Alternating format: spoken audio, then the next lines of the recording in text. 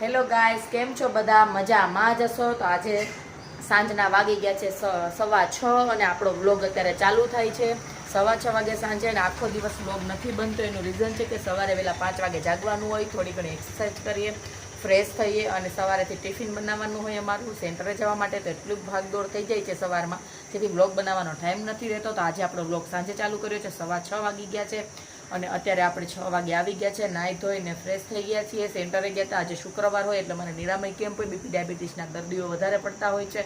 તો એ કામમાં બહુ બિઝી હતા. થોડુંક સેન્ટરનું કામ હતું તો એ પૂરું કર્યું છે અને અત્યારે ફ્રેશ થઈ ગયા છે મસ્ત મજાના. અને સાંજના વાગી ગયા છે 6 અને યુગ પણ આવી ગયા છે ઘરે. અને હવે અત્યારે આપણે ફ્રેશ થઈ ગયા છીએ. તો હવે અત્યારે બનાવવાનું છે આપણે ચેવડો નાસ્તા માટે. એટલે પહેલાં નાસ્તા માટેનો ચેવડો બનાવી નાખીએ અને પછી જઈએ બહાર, સમજી ગયા બધા, ખાવા માટે, મતલબ પાણીપુરી ખાવા માટે. આજે જવું છે મારે.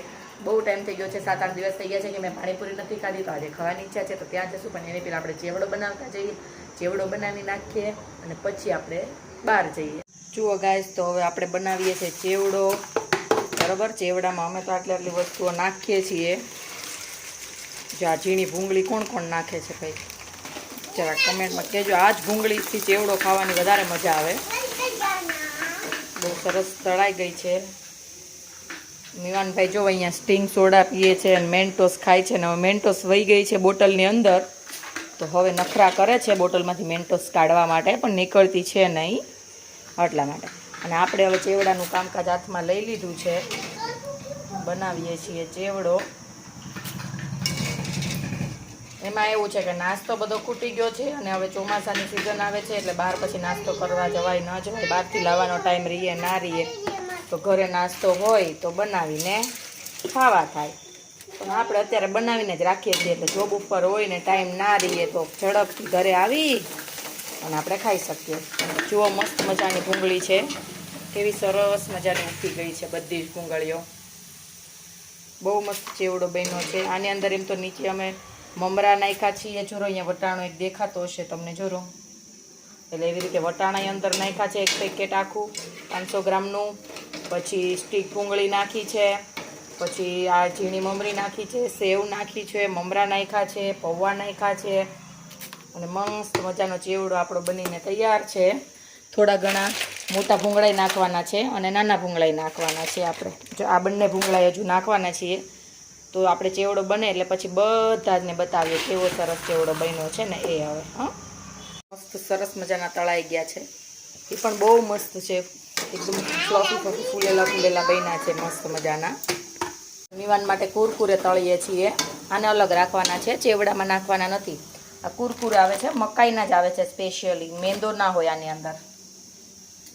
જો ભાઈ જોઈ શકો છો તમે, એ ઘણા બધા હતા પણ મિવાનભાઈ અમારે ખાય એવી રીતે તળતા જઈએ, તળીને અમે પેક મૂકતા નથી. તો જુઓ ગાઈઝ, આપણો ચેવડો મસ્ત મજાનો બનીને તૈયાર થઈ ગયો છે. સરસ મજાનો એટલો સરસ ચેવડો બનાવ્યો છે. અને આની અંદર મોટા આવા ભૂંગળા નાખવાનું એક રીઝન છે કે યુગને બહુ ભાવે છે, મિવાનના પપ્પાને. એટલે આવી બધી પ્રાઇમ્સ હોય ને તો જ ચેવડો ખાય, બાકી એને સાદો ચેવડો ન ભાવે. ભાઈ ચેવડાની અંદર આપણે સિંગના દાણા નથી નાખ્યા. એનું એક રીઝન છે કે સિંગના દાણા મને, મિવાનને કે યુગને, અમને ત્રણમાંથી એકઈને નથી ભાવતા. એટલે અમારે જ ખાવાનો છે એટલા માટે થઈને અમે સિંગ દાણા નથી નાખ્યા. તો આટલો ચેવડો આપણો તૈયાર છે. મિવાન માટે તળ્યા છે કુરકુરે, તો કુરકુરે આપણે આટલા તળ્યા છે મિવાન માટે. બીજા રહેવા દીધા છે. થોડુંક પ્રાઇમ સાઈ વધ્યું છે તો એ રહેવા દીધું છે, કારણ કે અત્યારે હવે બનાવવું નથી. આટલો ચેવડો તો બહુ બધો થઈ ગયો. 2 ડબ્બા તો ભરાશે જ ભરાશે અને 2 ડબ્બાની અંદરમાં 3-4 મહિના ચેવડામાં જતા રહેશે. કારણ કે ચેવડો અમે ક્યારેક જ ખાઈએ છીએ. શનિ રવિ રજા હોય છે ત્યારે યુગ એવું કહે છે કે તારે 1-2 દિવસ રજા હોય તો તું આરામ કર, આજે કંઈ નાસ્તો નથી બનાવવો. ત્યારે એ જાગી અને ચેવડાનો નાસ્તો કરી લે છે. એટલે એવું મારે સારું છે, એટલે એની કંઈ ટેન્શન નથી વધારે. તો એના માટે થઈને જ મારે ચેવડો બનાવવો પડ્યો છે, જેથી મારે રવિવારે શાંતિથી સૂઈ શકાય. ઓકે મિવાન, ચેવડો કેવો બન્યો છે? મસ્ત. ઓકે, બધાને કહી દે લાઈક કરો, શેર કરો, સબસ્ક્રાઈબ કરો, સપોર્ટ કરો. અહીંયા જોઈને કહેવાય દીકા. ઊંચું ચડવું છે. એ શું છે? તું ચેવડો બનાવવા આવ્યો તો? જુઓ ભાઈ, ચેવડો બનાવવા આવ્યો તો એને કુરકુરે ગોતી એવો છે કે કુરકુરે ખાવા છે. એમાં કાચા છે મિવાન, એ ના ખવાય. મિવાન જો કવડે છે એના પપ્પાને, તોફાન કરે છે. મિવાન તોફાન કરમાં. ઉપર આપો આલામ ઘડી ના બતાવો તો કઈ રહી. જુઓ ગાઈસ, જો આટલો તોફાની છે મીવાન. બધા એવું કહે છે કે મીવાન બહુ જ ડાયો છે. મૂકી દે, મૂક. જો આટલો તોફાની છે આ છોકરો. ચલો ગાઈસ, આપણે જઈએ હવે ચેવડો તો મસ્ત મજાનો બની ગયો છે. આ કયો એરિયો છે બધા કમેન્ટ કરજો.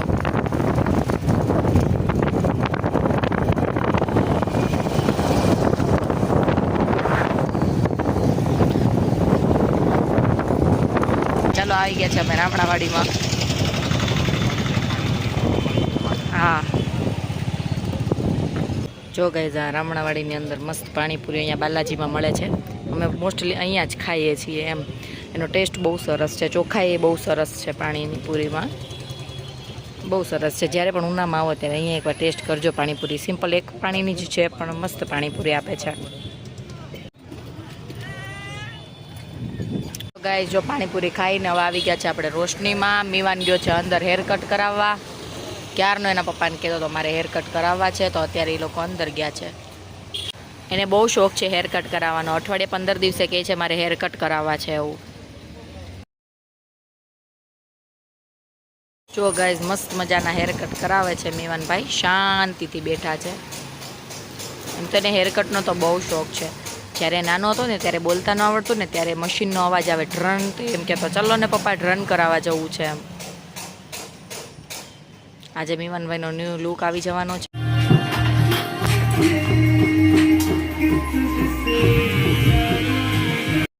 મીવાન હલી જાય છે એટલે એના પપ્પા એને પકડી રાખ્યો છે અને હેર કટ કરાવે છે. જો ગાઈઝ, મીવાનભાઈના હેર કટ કઈ થઈ ગયા છે.